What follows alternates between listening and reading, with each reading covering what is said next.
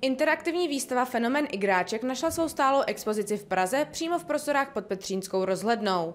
Výstavu igráčka je možné navštívit do konce roku 2012. Nadšenci igráčka mohou nahlédnout prostřednictvím bohaté textové a fotografické dokumentace do historie, současnosti a budoucnosti této legendární funkční figurky. Vidíte první originální igráčky, které se vyráběly v 70. a 80. letech. Najdete tady spoustu informací ohledně této historie, kdy vznikly, jak vznikly, kdo je autorem, kdy se vyráběly, kolik se to vyrábělo a všechny tyhle zajímavé informace. Tehdy byly ne tak hezké materiály, jako jsou teď. Nebyl tak lesklej, neměl samolepky, musel se vejít do 7,50 i s krabičkou. Formy jsou zhotoveny modernějším způsobem. Je to ten set, což je důležitý pro děti, aby si s tím mohli hrát, ale to víte, 35 let dozadu už to byla jiná doba. Děti si s tím hráli taky rádi a vyrobilo se jich taky dost milionů ročně, takže kéž by se vyrobilo tolik milionů i let teďka v současné době.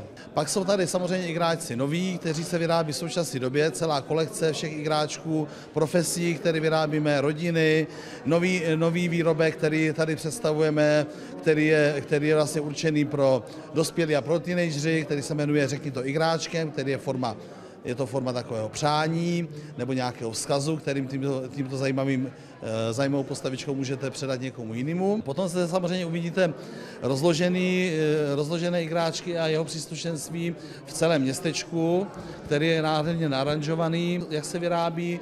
Zase uvidíte v další vitríně, kde je stručně popsaný popis výroby samotné toho igráčka a jeho komponentů, od toho návrhu přes listování, potisky, samotné krabičky. Máme radost, protože to už vlastně skončilo, ale pan Kotík, ředitel, ještě objevil v sobě sílu, aby do toho investoval a vlastně podchytil ještě ty rodiče, kteří jsou dneska, teda děti, které jsou dneska dospělí jako rodiče a ty zase se k tomu vrátili, takže je to výborný, je to nově uspořádaný, je to modernější.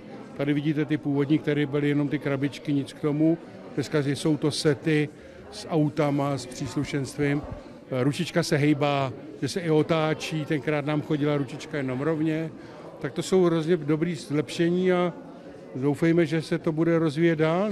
Igráčka kompletně vyrábíme v Čechách. Je spousta firem a spousta lidí, kteří nám to nevěří nebo nevěřili, dokud samozřejmě nepřijeli, neviděli vlastně tu výrobu, kde vlastně to všechno vyrábíme, protože ta výroba je samozřejmě dost náročná. Hodně se nás třeba ptají, proč to nevyrábíme v Číně, že by nás to vyšlo levnějc. A já říkám, ano, to by nás vyšlo levnějc, ale my chceme tu výrobu dělat tady, jednak kvůli kvalitě, potom samozřejmě i kvůli logistice a kvůli tomu, že vlastně chceme, aby igráček zůstal v Čechách. Těch hraček je strašná spousta, já jsem hračkář celý život byl a dělám modelařinu do dneška, ale snad si to svoje místo na trhu našlo a ta výstava je určitě úspěšná a myslím si, že to přiláká se další zájemce. Výstava je dlouhodobá, zatím vypadá, že bude pravděpodobně minimálně do konce roku.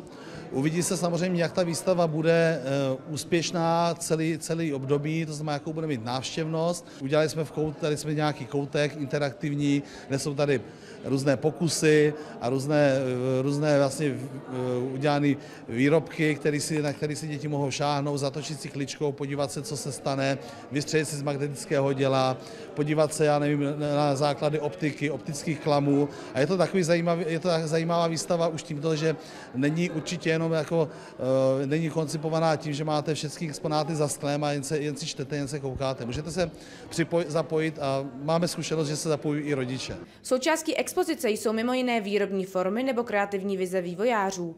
Cílem výstavy je poodhalit výrobu české hračky, inspirovat a ukázat širokou škálu variant igráčka a motivovat děti zábavnou formou k poznávání nových věcí.